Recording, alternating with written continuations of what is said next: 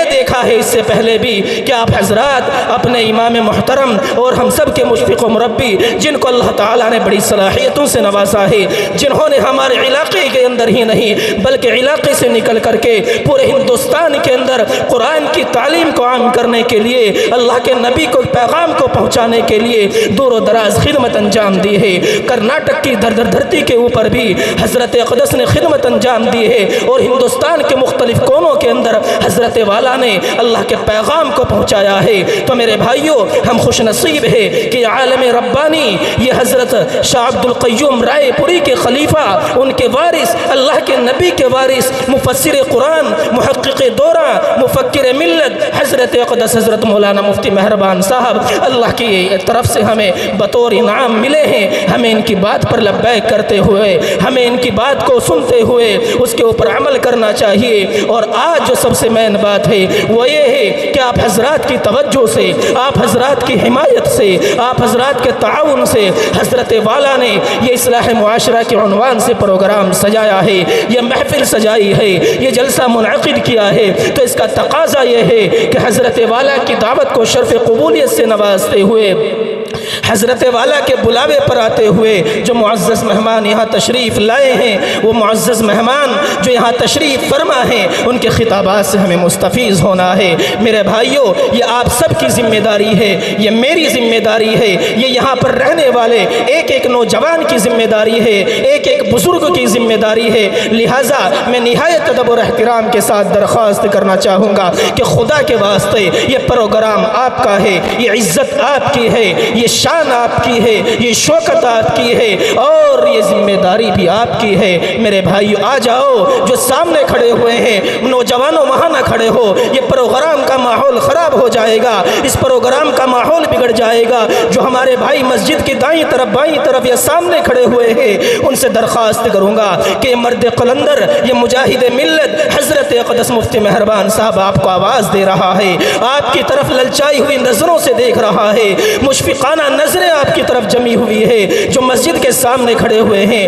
پیارو آ جاؤ، یہ کرسیاں آپ کے لیے لگی ہوئی ہے، یہ کرسیاں آپ کے لیے سجی ہوئی ہے، آ جاؤ، آ کر کے بیٹھ جاؤ، ورنہ اگر آپ کھڑے رہیں گے تو گلی کے اندر کھڑے ہونے والے دوسرے نوجوان بھی نہیں آ پائیں گے۔ میں اپنے بزرگوں سے یہی درخواست کر رہا ہوں کہ مجلس آج سجی ہے، کل نہیں ہوگی، اللہ کی طرف سے انعام سمجھنا چاہیے، اللہ کی طرف سے احسان سمجھنا چاہیے کہ اس پاک پروردگار نے ہمیں یہ موقع دیا ہے، نہ جانے پھر یہ موقع نصیب ہونا ہو۔ میرے بھائیوں، یہ مجلس آج ہے، کل نہیں ہوگی، یہ مجلس، یہ موقع اللہ نے ہمیں نصیب فرمایا ہے، اس کی قدر کرنی چاہیے۔ لہٰذا میں اپنے تمام بھائیوں سے، بزرگوں سے درخواست کروں گا کہ وہ فوراً ہی جلسگاہ کے اندر آ جائیں، اور انشاءاللہ آنے لگے ہیں۔ آپ حضرات اپنے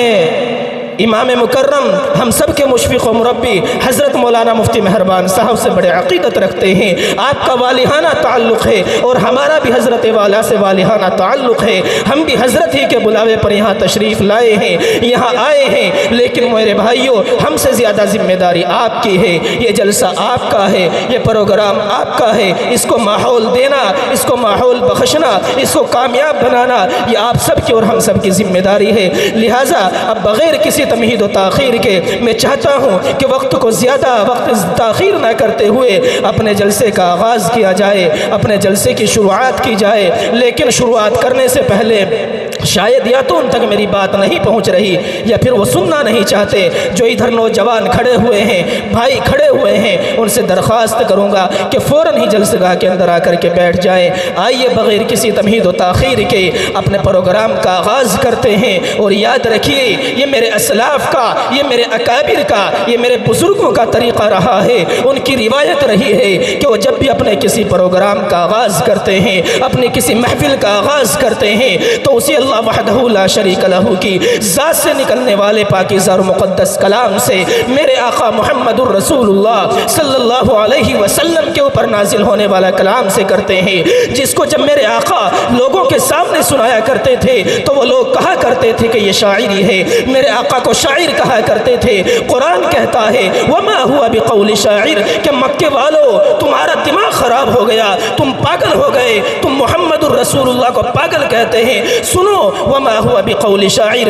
کہ یہ کسی شاعر کا کلام نہیں، یہ کسی شاعر کی بات نہیں، وما هو بقول شاعر قلیلا ما تؤمنون، تم عقل سے پاگل ہو چکے ہو۔ چنانچہ جب اللہ کی طرف سے یہ اعلان آیا، یہ پیغام آیا، انہوں نے کہا کہ شاعر ہونے کی نفی کر دی گئی، تو چلو کاہن ہو سکتے ہیں۔ چنانچہ قرآن اترا، قرآن کے اندر اللہ نے ارشاد فرمایا ولا بقول کاہن، کہ یہ کسی کاہن کا بھی کلام نہیں ہو سکتا۔ قلیلا ما تذکرون، تم تو بہت تھوڑی سی نصیحت حاصل کرتے ہو۔ لہٰذا میں چاہتا ہوں کہ اللہ وحدہ لا شریک لہ کے اسی پاکیزہ اور مقدس کلام سے آج کی اس بزم کا، آج کی اس محفل کا، آج کے اس جلسے کا باضابطہ آغاز کیا جائے، جس کے لیے میں دعوت کلام اللہ دے رہا ہوں۔ آج کے اس پروگرام کے روح رواں ہم سب کے مشفق و مربی حضرت اقدس حضرت مولانا مفتی مہربان القاسمی دامت برکاتہم العالیہ کے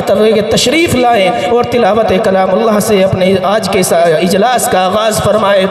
شعر کے ساتھ درخواست کروں گا کہ رنگین رسالے نہیں قرآن سنبھالو،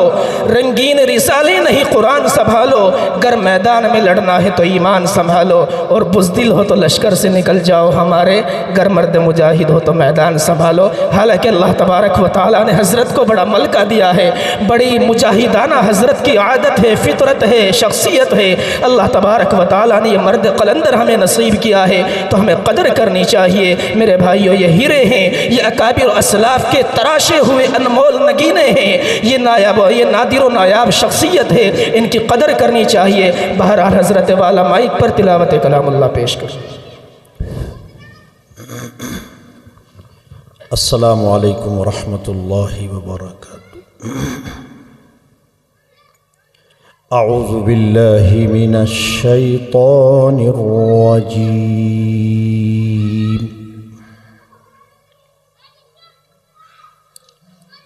بسم اللہ